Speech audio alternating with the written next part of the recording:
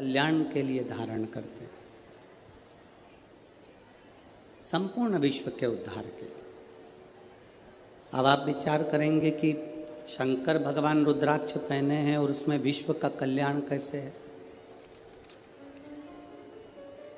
शिव जी रुद्राक्ष धारण करे हैं, उसमें विश्व का कल्याण कैसे निश्चित हो सकता है।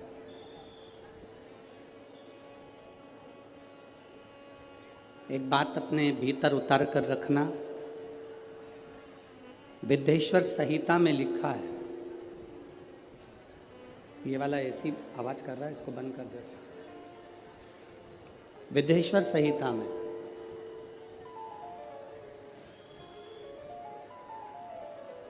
शिव महापुराण की विद्येश्वर संहिता कहती है,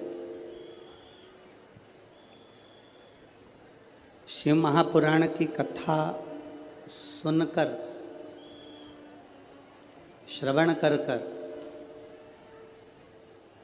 यदि कोई दूर से भी निकल कर जा रहा है, बहुत ध्यान देना कथा पर, कि शिवजी के गले में पड़ा हुआ रुद्राक्ष विश्व का कल्याण कैसे करता।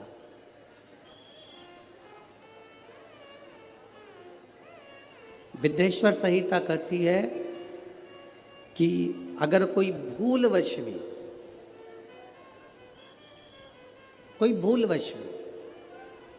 अगर शंकर भगवान की कथा को श्रवण कर कर निकल कर जा रहा है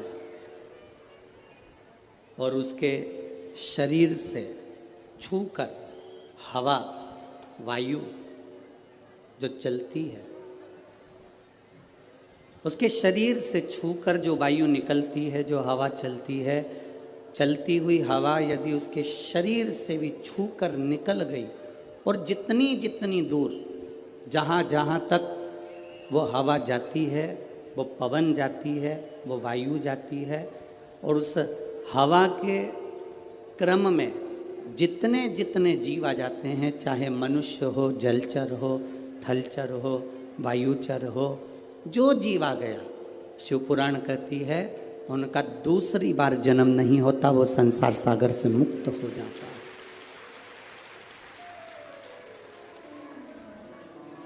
वो संसार सागर से मुक्त हो गया।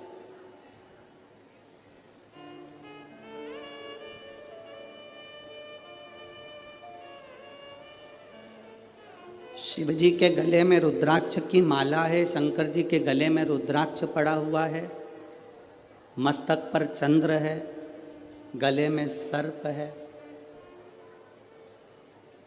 मृगछाला पहने हुए हैं। ये मेरे बाबा ने जितना जितना स्वरूप बनाया है, मेरे बाबा जितना जितना श्रृंगार ये करे हैं, ये संपूर्ण जगत के उद्धार के लिए करे।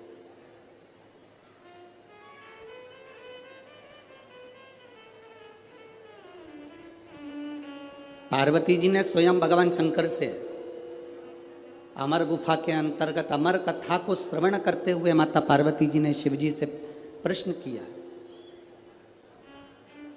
उस प्रश्न का उत्तर आपके भी मुख पर होना चाहिए।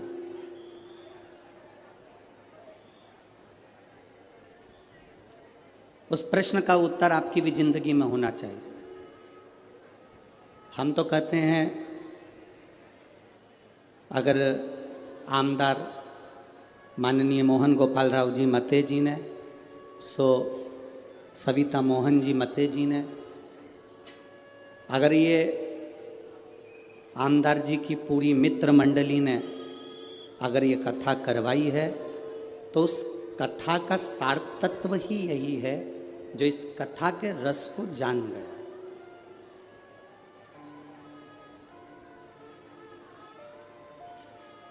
आज कथा के मंडप में माननीय सांसद महोदय कृपाल जी तुमाने जी भी विराजे हैं। शिव कथा कह रही है।